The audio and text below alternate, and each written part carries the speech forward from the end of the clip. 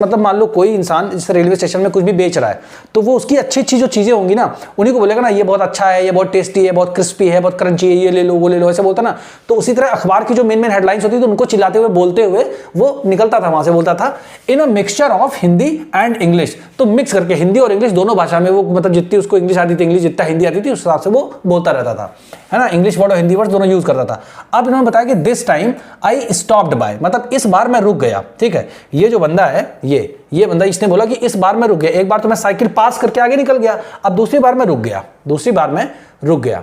ठीक है, I stop by the pavement. अब जैसे ये पेवमेंट है तो जैसे जो मतलब यूपी बिहार छत्तीसगढ़ के लोग हैं वो तो समझ जाएंगे, खड़ंजा बोलते हैं इसको। ठीक है, अब ये होता कैसे, बेसिकली ये जैसे मेन रोड है। ठीक है, अब इसके बगल में साइकिल वगैरह चलाने के लिए या पैदल लोगों को जाने के लिए, जैसे ये तो रोड है। ठीक है, अब इसके बगल में साइकिल करना मतलब जो लोग साइकिल से आना चाहते हैं या जो लोग पैदल जाना चाहते हैं उनके लिए, तो इस एरिया को पेवमेंट बोलते हैं। ठीक है, तो ये रुक गया, मतलब वहां पे पेवमेंट के पास में, खड़ंजे के पास में रुक गया साइकिल वाला बंदा।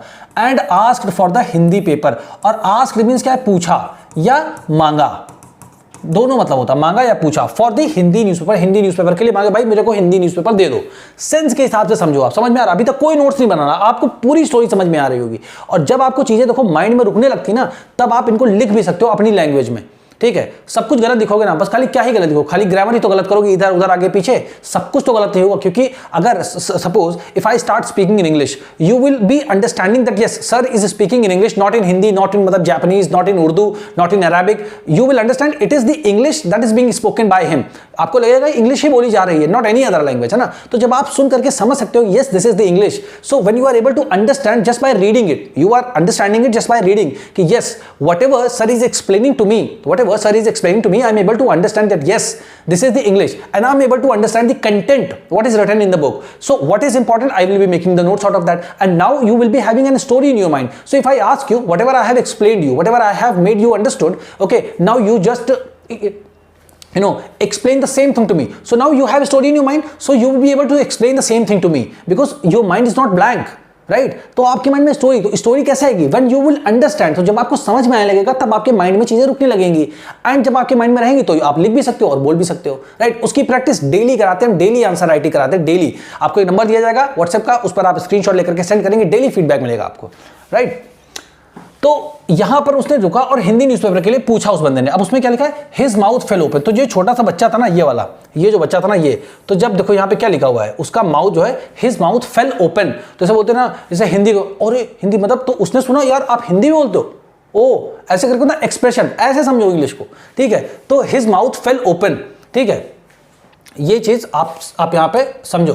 ठीक है, ये तो हिज माउथ मतलब वो जो उसका बच्चा, मतलब ये वाला बच्चा है, इसका माउथ वो खुला हुआ है ना, कैसे बता रहे हैं यहाँ पे। ठीक है, तो वही कह रहे हैं हिज माउथ फेल ओपन, है ना, फेल ओपन। अब इसका एक एक चीज का मतलब नहीं समझना, हिज माउथ में फेल ओपन मतलब उसका मुंह खुला रह गया। कैसे, अब भाई क्या है, यू मीन, अब ये जो छोटा बच्चा है ये साइकिल वाले से कह रहा है यू मीन मतलब तुम्हारा मतलब ये है कि यू नो हिंदी, कि नो मीन्स जानना, यू मीन्स तुम हिंदी, तो क्या तुम हिंदी जानते हो, आगे देखो क्वेश्चन मार्क लगा हुआ है। तो मतलब पूछा क्या तुम हिंदी जानते हो, हिंदी जानते हो मतलब तुम्हारा कहने का मतलब तुम हिंदी जानते हो। ठीक है, सो ही आस्क्ड, तो ये जो छोटा बच्चा था ही आस्क्ड, इसने पूछा साइकिल वाले बच्चे से। तो जो साइकिल वाला बच्चा है वो आंसर कर रहा है ऑफ कोर्स मतलब हाँ बिल्कुल जानता हूं मैं।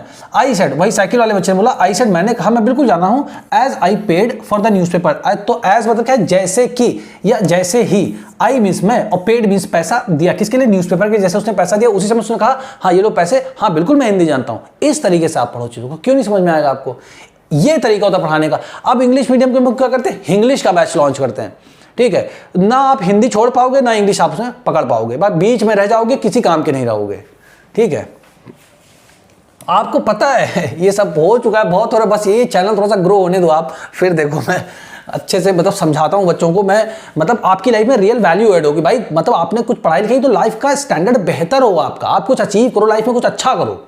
ठीक है, अब यहाँ के लिखा है Y What did you think? तो ये साइकिल वाला बच्चा है, तो बोला क्यों, मतलब तुमने क्यों ऐसा कहा कि क्या मुझे हिंदी आती है। What did you think? तुमने क्या सोचा, What did you think? तुमने क्या सोचा। ठीक है, अब जैसे डिड लगाओ तो पास्ट के बारे में जाता है, पास्ट में कोई बात है, बस ऐसे समझो ना, What did you think? क्यों, तुम्हें ऐसा क्यों लगा, ये मतलब होगा इसका। ठीक है, अब आपको अगर मैं बताऊं कि पहले सब्जेक्ट लिखो, फिर हेल्पिंग वर्ब लिखो, फिर मेन वर्ब लिखो, फिर ऑब्जेक्ट लिखो, फिर अदर वर्ड्स लिखो। अब ये स्ट्रक्चर मैंने पढ़ा दिया आपको, मान लो इंग्लिश ग्रामर, स्पीकिंग सब पढ़ा दिया। अब जब इसको रीड करोगे तो बेटा कहाँ आप ये लगा दोगे कि मतलब सब्जेक्ट नाउ है, आस्क हेल्पिंग वर्ब है, योर मेन वर्ब है, टीचर ऑब्जेक्ट है ना, अदर वर्ड्स में बाकी सब है, ऐसे कहाँ पे बिठाओगे ये सब? तो इसी में तो उलझ के रह जाते हैं लोग। देखो मैथमेटिक्स जैसे होती है तो क्या बोलते हैं, x is equal to 100 suppose करते हैं ना। अगर सपोज नहीं करेंगे तो अगला स्टेप आएगा ही नहीं मैथमेटिक्स में। अगर हम सपोज ही नहीं करेंगे तो अगला स्टेप आएगा ही कहाँ मैथमेटिक्स में? मैथमेटिक्स तो खत्म, उसी दिन बंद, मैथमेटिक्स जैसा कोई सब्जेक्ट एग्जिस्ट ही नहीं करता फिर तो, है ना। तो इसीलिए जब इस तरह का आपको समझ, देखो इंग्लिश ग्रामर पढ़ोगे, कुछ भी पढ़ोगे तो उस लिए पढ़ोगे ना, क्यों? क्योंकि आपको इंग्लिश समझ में आए। बट जब आप तरीका इतना उल्टा सीधा पढ़ोगे, मतलब इतना ज्यादा कठिन पढ़ोगे, तो ये चीजें कहां समझ पाओगे? तो आपका ग्रामर पढ़ने का पर्पस क्या हुआ? कोई फायदा नहीं हुआ। मैं पहले ये पढ़ाऊंगा फिर आपको ग्रामर की क्लासेस दूंगा, पर तब इसके एग्जांपल से कनेक्ट कराता हूं कि तब आपको समझ में आएगा हाँ वहां मैंने पढ़ा था। तो चीजें जब आपके माइंड में रुके तो आप समझ जाओगे यस इट इज पॉसिबल, मैं आराम से कर सकता हूं। जैसे एसएससी का एग्जाम है, उसमें जो इंग्लिश पूछी जाती है वो इंग्लिश नहीं पढ़नी है आपको, क्योंकि वो एसएससी का जो एग्जाम है उसका अपना लेवल है, उसकी अलग रिक्वायरमेंट है। बैंक पीओ का एग्जाम है, उसकी अलग रिक्वायरमेंट है। बैंक क्लर्क का एग्जाम है, उसकी अलग रिक्वायरमेंट है। एमटीएस है, स्टेनो है, सीएचएसएल है, ये सारे जो एग्जाम्स है इनकी सबकी अलग अलग रिक्वायरमेंट है जॉब पे, है ना। तो इसलिए वहां पे ग्रामर पूछते। तो ग्रामर मतलब होता क्या बेसिकली, रूल्स एंड रेगुलेशन, नियम और कानून होते हैं कि भाई कैसे, अगर आपको इंग्लिश लैंग्वेज लिखना तो पहले ये लिखना फिर वो लिखना। तो वहां पे सिंगल सेंटेंसेस आते हैं, उनमें आप उस रूल्स को आपको जो है लगा के देखो कि ये सही है गलत है। बट यहां इंग्लिश में थोड़ी ना आपको ऐसा करना है। पहले तो आप पढ़ो, पढ़ के आप समझ जाओगे। 6 से लेकर 12 से एनसीईआरटी सारी पढ़ा रहा हूं मैं, सारी इंपॉर्टेंट एनसीईआरटी को पढ़ा रहा हूं लाइन बाय लाइन ऐसे ही, ठीक है। अब क्या है, ही पॉज्ड, अब वो रुक गया। तो जैसे मतलब देखते हैं ना एसी चला, उसको पॉज कर देते हैं, या कोई वीडियो चल रहा है आपके यूट्यूब, उसको पॉज कर देते हो तो रोक देते हो ना, ये हो गया ही पॉज्ड, उसने रोक दिया। क्या हो गया? बट यू लुक, वो जो बच्चा था वो रुका, उसने बोला बट लेकिन यू लुक सो अंग्रेज, मतलब लेकिन तुम थोड़ा थोड़ा अंग्रेज, मतलब अब यहाँ पे सो मतलब थोड़ा थोड़ा यू लुक, लेकिन आप थोड़ा थोड़ा ना अंग्रेज जैसे दिखते हो, ठीक है। उसने बोला, जो छोटा बच्चा था उसने बोला, ठीक है, you mean you can even read Hindi. तो छोटे बच्चे ने बोला कि तुम्हारा मतलब है कि यू कैन, कि आप, अब यहाँ पे कैन मतलब क्या है, सकना या सकता, कि आप मतलब जो है इवन रीड, यहां तक कि, अब इवन मतलब क्या है, यहां तक कि क्या हिंदी पढ़ भी सकते हो आप, ऐसे क्वेश्चन मार्क करके पूछा उसने, क्योंकि उसको लगा यार ये तो अंग्रेज जैसा दिखता है तो ये हिंदी कैसे पढ़ सकता है, राइट, वो बात थी। अब आगे देखो यहाँ पे क्या है, अब जो बंदा था उसने बोला, जो ये बंदा था ये साइकिल वाला, उसने बोला ऑफ कोर्स आई कैन, है ना। ऑफ कोर्स मतलब हाँ बिल्कुल, आई कैन मतलब मैं पढ़ सकता हूं। अब देखो रीड नहीं लगा है, क्योंकि बार बार एक ही शब्द को नहीं रिपीट करते। ऑफ कोर्स आई कैन, अगर आप रीड लिख भी दोगे तो भी सही रहेगा, और नहीं भी लिखोगे तो भी कोई गलत नहीं होगा यहाँ पे। तो yes of course I can, उसने बोला हाँ मैं पढ़ सकता हूं, ठीक है। फिर बता, I said this time a little impatiently. तो आई सेड मतलब इसने बोला कि मैंने इस बार कहा, दिस टाइम मतलब इस बार मैंने क्या कहा, अ लिटिल तो यहाँ पे लिटिल मतलब थोड़ा सा, इम्पेशेंटली मतलब अधीरता से, मतलब जैसे पूछा वैसे तुरंत बोल दिया हाँ यार मैं बिल्कुल पढ़ सकता हूँ यार, क्यों नहीं पढ़ सकता हूँ, जल्दी से आंसर दे देना, ठीक है। फिर क्या है, आई कैन, तो इसने बोला आई कैन स्पीक, मैं पढ़ भी सकता हूं, मैं रीड भी सकता हूं, मैं बोल भी सकता हूं, पढ़ भी सकता हूं, ठीक है। ये इसने बोला, इस वाले छोटे बच्चे से बोला, ठीक है। एंड राइट हिंदी, और हिंदी को लिख भी सकता हूं मैं, ये बंदा इससे बोल रहा है, छोटे बच्चे से, ठीक है। अब उसने बोला कि, अब इसने क्या बोला, Hindi is one of the subjects I study in school. तो उसने बोला Hindi is one of the, जैसे मान लो आप स्कूल में 6 सब्जेक्ट पढ़ते हो, तो उनमें से हिंदी एक सब्जेक्ट है जिसको आई स्टडी इन स्कूल, जिसको मैं स्कूल में पढ़ता हूं। इसने ये बताया इस बच्चे को, ठीक है।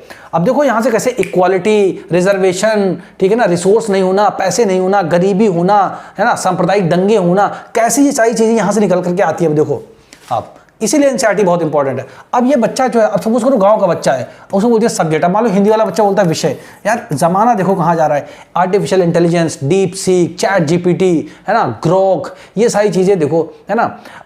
और ये सब जो आ रही इंटरनेट ऑफ थिंग्स है, तो क्या, और आप देखो ये आपका हो गया साइबर क्राइम, ठीक है, आपका डिजिटल फ्रॉड हो गया, ठीक है, डीप फेक हो गया, ये सब जो आ रही टेक्नोलॉजी, ठीक है। तो आपको क्या लगता है, जमाना पीछे जाएगा जमाना। आईपीएस वगैरह बनोगे तब भी अगर साइबर सेल में आपकी पोस्टिंग हुई, तो सोचो अगर आपको नहीं आता तो मतलब कितना ज्यादा मेहनत करना पड़ेगा आपको जॉब में आने के बाद भी सीखने के लिए सब चीजों को, है ना। तो सोचो समझो आप, मतलब आप अपने आप को इक्विप करो, अपने आप को उस लायक बनाओ कि हर रोल में फिट हो आप, ठीक है। तो इस बच्चे ने पूछा सब्जेक्ट क्या होता है। उसने बोला कि आई स्टडी, मतलब स्कूल में एक सब्जेक्ट मैं पढ़ता हूँ, हिंदी एक सब्जेक्ट पढ़ता हूँ। तो ये छोटा बच्चा जो है ये पूछा सब्जेक्ट क्या होता है। अब जैसे आप सब्जेक्ट और उसके बाद क्वेश्चन, तो सब्जेक्ट क्या होता है, ही आस्क्ड, उसने पूछा how could I explain what a subject was to someone who had never been to school. अब इसने बच्चे ने साइकिल वाले ने सोचा कि हाउ मीन्स कैसे, और मतलब कुड मतलब सकना, तो कैसे मैं समझा सकता हूं, एक्सप्लेन कर सकता हूं, किसी को कैसे बता सकता हूं मैं व्हाट अ सब्जेक्ट वाज, कि एक सब्जेक्ट क्या होता है टू समबडी, मतलब उस बच्चे को या किसी को मैं कैसे समझा सकता हूं कि सब्जेक्ट क्या होता है। हु मतलब देखो फिर यहां पे रिपीट हुआ, जो देखो उससे पहले यहां पे आया था, उससे पहले यहां पे, चीजें रिपीट होती हैं, बार बार रिपीट होती है। इंग्लिश में क्या मतलब आपके 26 लेटर्स होते हैं, वही घुमा फिरा के बार बार ही तो आते हैं, ठीक है। कोई नहीं बोलता 1000-2000 वोकैबुलरी, सिर्फ 100-200 वोकैबुलरी में सब पूरी जिंदगी भर लाइफ टाइम ऐसे ही बोलता है, सब 200-300 वोकैबुलरी के अंदर बस, क्योंकि एक महीने में याद करी जा सकती हैं, ठीक है। अब उन्होंने बताया कि मैं ऐसे किसी बच्चे को या किसी को मैं कैसे समझाऊं या एक्सप्लेन करूं, ठीक है, कि सब्जेक्ट क्या होता है। हु मतलब जो had never been to school, had never been to school. अब ये जैसे लिखा है कि जो कभी स्कूल ही ना गया हो, इसका मतलब है never been to school, go वो नहीं यहाँ पे, स्कूल है, हैड नेवर बीन, तो नेवर मीन्स कभी नहीं, नेवर बीन तो had been to school, had never been to school, तो कभी स्कूल ही ना गया हो। अब इस लाइन को पूरा लिख लो, इसका मतलब क्या है, अब जैसे यहां से यहां तक लिख लो, who had never been to school, है ना, जो कि कभी स्कूल ही ना गया हो, ये इसका मतलब, या जो कभी स्कूल ही नहीं गया था उसको मैं कैसे समझाऊं कि सब्जेक्ट क्या होता है, ठीक है। अब देखो यहां से इनइक्वालिटी आ रही कि नहीं आ रही, ये बच्चा तो स्कूल जाता है ना, ये बच्चा स्कूल जाता है और ये बच्चा कभी स्कूल ही नहीं गया, इसको सब्जेक्ट का मतलब ही नहीं पता कि सब्जेक्ट क्या होता है। सोचो बहुत से बच्चों की स्थिति ऐसी है कि जिनको कुछ नहीं आता है और फिर भी वो यूपीएससी क्वेश्चन बड़ी फीस देकर के पढ़ रहे हैं, फिर हमको फोन करते हैं, अपनी पूरी कहानी बताते, सर ऐसे हुआ वैसे हुआ। तो बेटा अगर आप नहीं समझोगे अपने आप से, अगर आप सही डिसीजन नहीं लोगे, तो बाहर तो बिजनेस है, ये तो दुनिया है, सब लोग आपके घर में मम्मी पापा भाई बहन या फ्रेंड जैसा नहीं होते ना कि आपका हित ही चाहेंगे, बाकी लोग अपना इंटरेस्ट देखेंगे ना पहले। तो इन्होंने कहा मैं कैसे समझाऊं, तो वेल, अब जैसे वेल एक वर्ड है, देखो अब इंग्लिश में जैसे मैंने आपसे पूछा कि आप बताइए इंडिया और नेपाल के रिलेशन पे भी जो